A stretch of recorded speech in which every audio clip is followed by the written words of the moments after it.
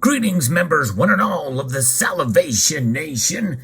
The news I'm about to share with you may be a sign of actual good times ahead for silver. Let's explore.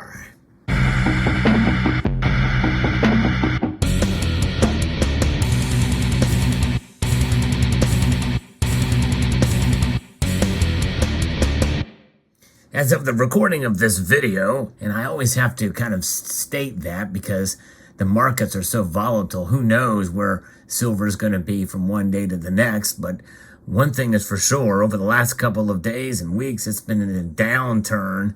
It's been a little depressing for the silver markets. But nonetheless, this news that I just found out about may actually be good for silver in the course of the next year or so. And it's based off of silver production. Kitco is reporting that silver production in Peru is down year over year by 11.1%, according to the May reports here. According to the Ministry of Energy and Mines of Peru, silver production in Peru, which is the third largest silver producing country in the world, was 251,878 kilograms in May of 2022, a decline of 11.1% compared to 283,347 kilograms mined in May of 2021. So Peru's silver production of over 1.2 million kilograms achieved from January to May of 2022 showed a contraction of 7.1% compared to the previous year.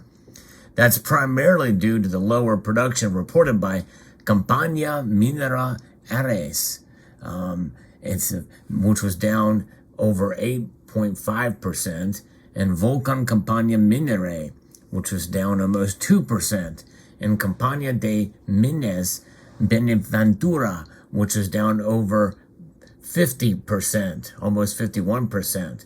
The ministry said that significant decline in Buenaventura's silver production was due to its Unachachua production unit continuing to partially suspend operations. They didn't say why that's occurring, but one could infer that it could be because of the recession, or maybe they've run out of being able to mine silver in that area. It's a primary silver mining company, and they just ran out of resources there, perhaps. I don't know. At the company level, Compañía Minera Antamina was the largest silver producer in Peru, accounting for 18% share of the country's total silver production in May. And then it was followed by Compañía Minera and Volcan Compañía Minera. At the regional level, Encash maintained its first position, accounting for 22.4% of Peru's silver production in May. So that's where that is. So that's pretty interesting. Now, overall, this is a sign of kind of where things could be going. Fuel costs are up. We're likely in a recession now, at the beginning of a recession. And entrenched in that, and high fuel cost inflation is having a profound effect on primary silver miners. And that's just it. If these are primary silver mining companies, that their all-in sustaining cost is much higher than silver produced as a byproduct of other mines for like nickel, lead, zinc, and copper. And so that is kind of where we are at. And so how can that be good for silver? Well, given where the gold to silver ratio is, that's the next phase of this that gives us some idea of how this can be good for silver. It's significantly undervalued compared to gold when you look at the 2-year high that we saw in the gold to silver ratio. It's just about 90 to 1. And you know that means it takes just over 90 ounces of silver to buy an ounce of gold based off the spot price. Now, in reality, you're not going to get that ratio if you were going to actually perform that trade at a local coin shop or anywhere else, any kind of retail establishment, because they have to be able to make money. So they've got to be able to profit on any kind of activity like that. In simple terms, historically, silver is extremely underpriced compared to gold. And that's based off of the historical gold to silver ratio. But in reality, when will it close? When should you expect that gap to close? And what is normal? In the summer of 2019, the silver to gold ratio climbed to nearly 93 to 1. And at the onset of the pandemic, it rocketed over 120 to 1. But as the Fed slashed rates and launched its massive quantitative easing program, we saw gold rally, and it took silver with it. Silver typically outperforms gold during a gold bull run. And this was the case during the pandemic as gold pushed above $2,050 an ounce, which was about a 39 to 40% gain. Silver rallied to almost $30 an ounce, which was a 147% increase. Although silver was smacked down especially hard during that time to under $12 an ounce, which means that any kind of movement in an upwards direction like that really was an anomaly because the downward trend was an anomaly. So to say it was a 147% increase is really kind of misleading when you take into account that premiums were as such that you could not get any silver anywhere near $12 an ounce at the time. Meanwhile, the silver gold ratio fell from over 100 to 1 to just over 64 to 1, close to the high end of the historic norm. And that just it. What is the norm for the past couple of decades here, I guess over the past maybe 15 years or so, was to be about 60 to 65 to 1. With the spread widening again, we could be setting up for another big rally in silver, according to this article here from Shift Gold. By the way, if you enjoy analysis like this and my thoughts on silver and precious metals, I hope you will consider pressing that notification bell so that you don't miss a single video when they come out, as I do post every day, and consider subscribing to the channel as well. So if we look at history as a gauge here, and again, I always say, as it was once said a long time ago by somebody, history may not always, repeat, but often it rhymes.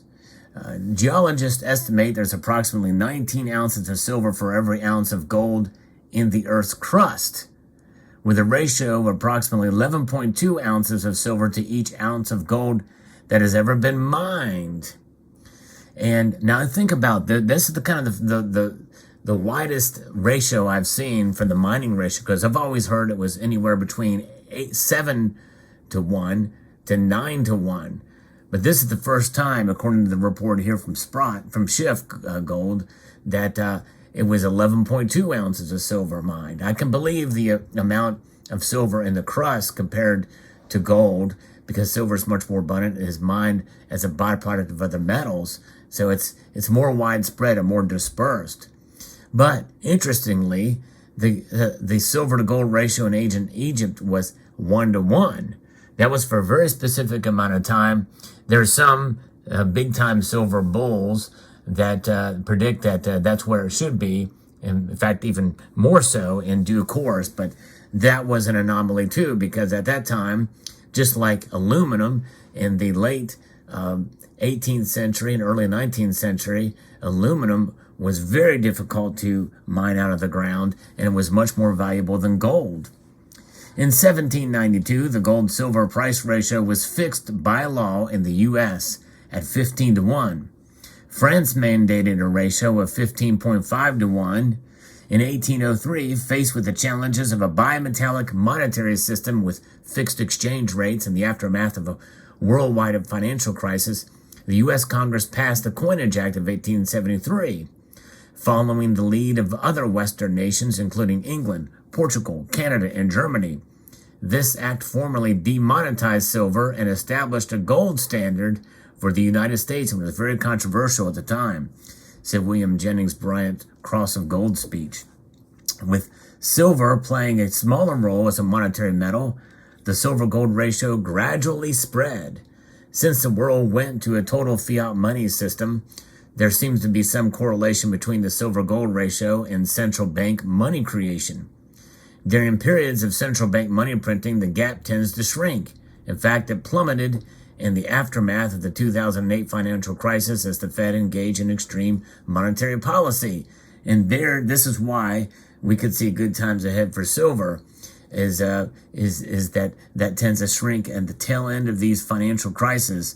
We have inflation, we have recession coming. Currently, most analysts believe the Fed will continue its war against inflation and monetary policy will continue to tighten. As a result, gold and silver have seen significant selling pressure despite an extremely inflationary environment and have a lot of evidence that the economy is heading south. The big question is whether the Fed will keep tightening even if it becomes more apparent we're in a recession. In fact, we know at the end of this month we will see likely a 0.5 to 0.75% rate hike, and then the next time will be in September. We'll see what they do there. We'll see where unemployment numbers go. Rate cuts and a return to QE would almost certainly pour more gasoline on the inflation fire. Eventually, the markets will figure this out, and gold and silver should rally. The supply and demand dynamic could be rocked by the news about Peru's mining sector, silver mining sector, and likely we may hear similar reports from Mexico, United States, and other silver-producing countries around the world. We shall see, especially the primary silver producers may have a tough time, and as fuel costs continue to wreak havoc upon the cost for organizations and companies to stay alive, it could affect silver mining, which means less silver produced means that even though there's less demand for the metal in terms of being utilized for industry, science, and technology, that means that the silver demand that will be there will come from folks like you and I. And we will demand the physical bullion, the prices will be low, and likely that could put a squeeze of sorts. And that can have a real effect because we're going to be taking over the industrial side demand, which means that the paper markets will have no choice, essentially, but to react to it. But that would take a sustained effort in buying. And nonetheless, this all depends on how fast things happen with the Fed, with employment, with other indicators, as whether we get into a recession or not. And so those are the things to keep in mind here, that this could be a good time ahead for silver. I think either way, silver will recover. I believe these are abnormal times for silver to be this low in general. But I do understand in some sense why it's low. But hold on, folks. I think silver is going to have its day. What does silver having its day look like? It doesn't mean it's going to skyrocket to the moon. It means that it's going to hold on to some realistic price expectations compared to gold, and that it will, in the long term, if you play your cards right and buy utilizing what I refer to as smart dollar cost averaging, you will do well ahead to preserve your wealth with this shiny metal here. Some of it's toned, but either way, I think that's the thing to look out for and that we can have hope in. And I think the lower silver production, lower silver mining production, and that decline could exacerbate that good time ahead for silver. Let me know what your thoughts are in the comment section below. I'd like to extend a multitude of gratitude to you all for taking the time to watch.